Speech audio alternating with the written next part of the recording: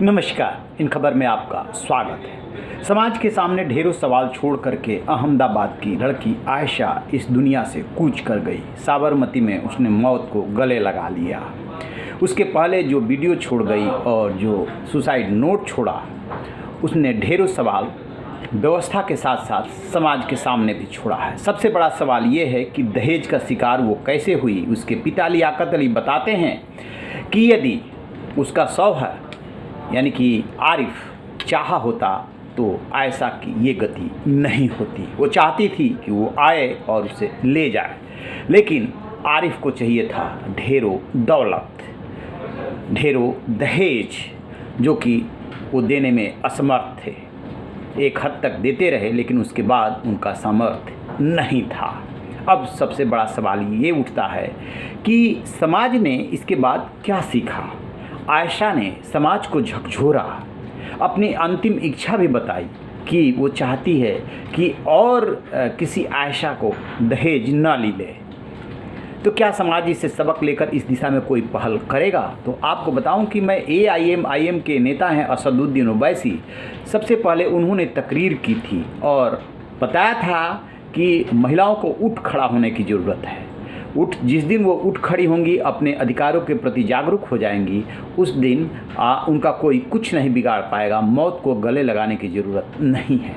इसके बाद ये मौलाना हैं रशीद फिरंगी महली लखनऊ के, उन्होंने भी तकरीर की और कहा कि इसमें मस्जिदों से मैसेज जाना चाहिए कि ऐसे दहेज के लोभियों को, भेड़ियों को बख्शा नहीं जाएगा। ये समाज उनसे हिसाब मांगेगा और किसी भी महिला को दहेज के लिए प्रताड़ित नहीं होने दिया जाएगा।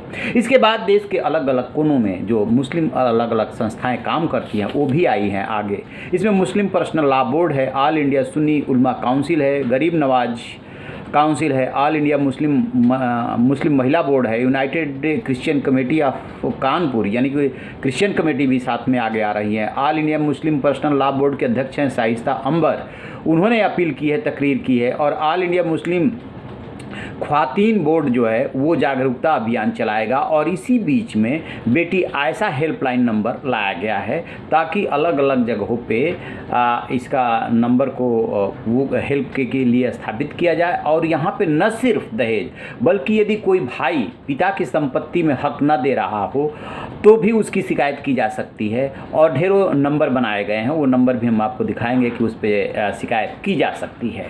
तो देखिए, पहल बहुत अच्छी है, लेकिन इसमें जो United Christian committee of Kanpur की जो मीटिंग हुई है उसमें ये तय हुआ है कि हम जो है इस दिशा में जागरूक भी करेंगे, पादरियों की जो विधवाएं हैं उनकी मदद भी करेंगे और सामूहिक विवाह भी कराएंगे। और इसी तरीके से मुस्लिमों ने भी जो है ये फैसला लिया है कि यदि इस पर रोक नहीं लगती है तो फिर सामूहिक विवाह जो है वही इसका हल है और इस दिशा में काम किया जाएगा। देखिए, ताज़ा मामला है, इसलिए चारों तरफ से आवाज़ें उठ रही है। सबसे बड़ा सवाल ये है कि क्या ये मामला पुराना हो जाने के बाद समाज इसी तरीके से गंभीर बना रहेगा? क्योंकि होता अक्सर ये है कि जब कोई घटना होती है तो लोग आगे आते हैं, फिर धीरे धीरे मुहिम शांत हो जाती है। लेकिन बात सिर्फ आयशा की नहीं है और आयशा ऐसी ना आए सामने, इसलिए इस बात का ध्यान रखना होगा और इस पे नज़र रहेगी कि कितने प्रयास होते हैं और कितने वो ज़मीन पे उतरते हैं। दहेज लोभी जो भेड़िए हैं उनको कितनी सज़ा दिलाई जाती है,